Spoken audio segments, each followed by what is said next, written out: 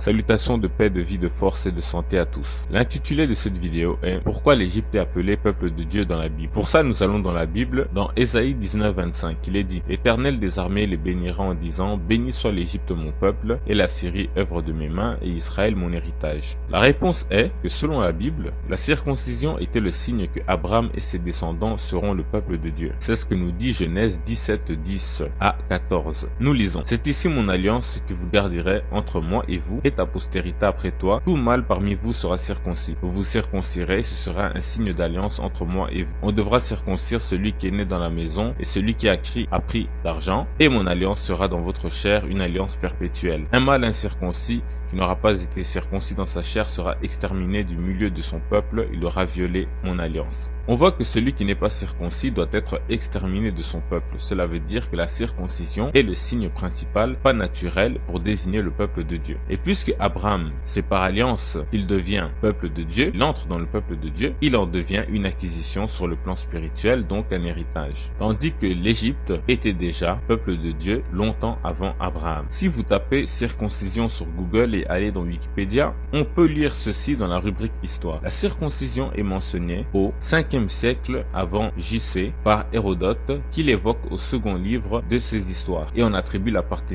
paternité aux Égyptiens, mais aussi aux Éthiopiens, entre parenthèses, nom qui, dans l'Antiquité, désignait les Nubiens du Soudan, ferme la parenthèse, et aux habitants de la Colchide. Cette paternité est confirmée par de nombreux vestiges archéologiques, le plus ancien étant une gravure du tombeau d'Ankh-Mahor, entre parenthèses, 6e dynastie, entre moins 2300 et moins 2200 avant l'ère chrétienne, on ferme la parenthèse, à Saqqara, qui représente une circoncision pratiquée avec un silex, un homme debout, sur un homme debout. Il est donc logique que les Égyptiens, précurseurs de la circoncision d'Abraham, soient appelés le peuple de Dieu. Et pour ceux qui diraient que les Égyptiens ne reconnaissaient pas le Dieu de la Bible, eh bien ils n'ont qu'à lire le psaume 87 qui dit « Je proclame l'Égypte et Babylone parmi ceux qui me connaissent ». Comme disait Hérodote dans son livre de Euterpe, au chapitre 104, les Colchidiens, les Égyptiens et les Éthiopiens sont les seuls hommes qui se fassent circoncire de temps immémorial. Les Phéniciens et les Syriens de la Palestine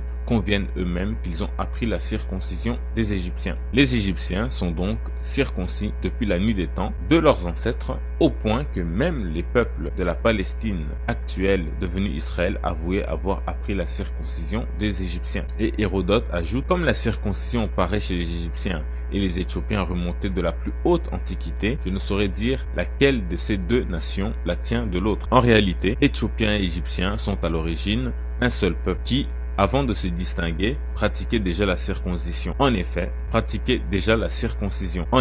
la Bible dit que dans Genèse 10, verset 6, les fils de Cham furent Cush, Misraïm, Pout et Canaan. Cush est synonyme d'Éthiopie et Misraïm est synonyme d'Égypte dans la Bible. Et même plus loin, la Bible continue de les considérer comme un. Par exemple, dans le psaume 68, il est dit au verset 31 ou 32 dans d'autres versions, des grands viennent de l'Égypte, l'Éthiopie accourt les mains tendues vers Dieu. Les 2 points expriment que l'Égypte égale Éthiopie. Mais l'inverse n'est pas vrai, puisque les Éthiopiens précèdent les Égyptiens. Enfin, dans son livre 3, consacré à l'Éthiopie, Diodore de Sicile dit dans le chapitre 3, les Éthiopiens disent que les Égyptiens descendent d'une de leurs colonies qui fut conduite en Égypte par Osiris. Ainsi, il est logique sur le plan biblique et historique que les Égyptiens étaient circoncis et avaient contracté cette alliance avec Dieu il y a bien longtemps. Ils étaient aussi peuple de Dieu, mais avec le temps, les peuples ont commencé à se circoncire sans suivre la voie de Dieu. C'est pourquoi il fallait une autre alliance faite par le Christ, et aussi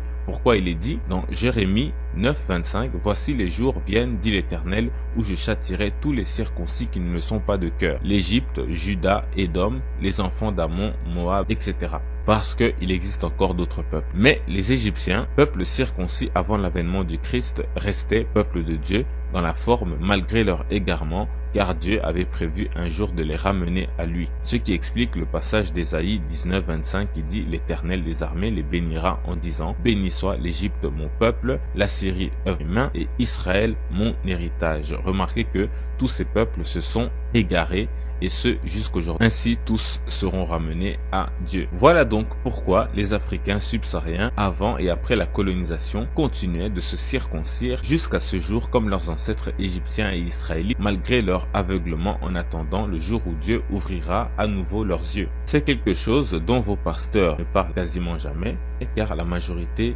les ignore totalement. La vidéo s'achève là-dessus. À la prochaine. Paix, vie, force et santé en salutation.